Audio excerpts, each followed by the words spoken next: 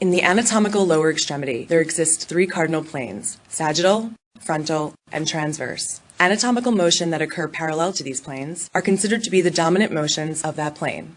The horizontal or transverse plane divides the foot in a superior and inferior half. Adduction and abduction are the motions that occur.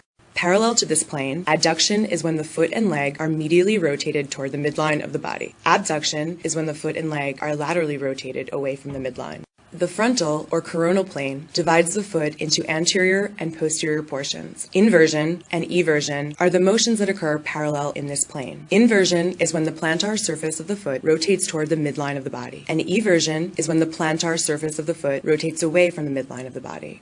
The sagittal plane, which in the foot is approximated to the osteological axis of the second metatarsal, separates the foot into medial and lateral halves. Parallel to this plane, dorsiflexion and plantar flexion refer to the relationship between the surface of the foot and the anterior surface of the leg.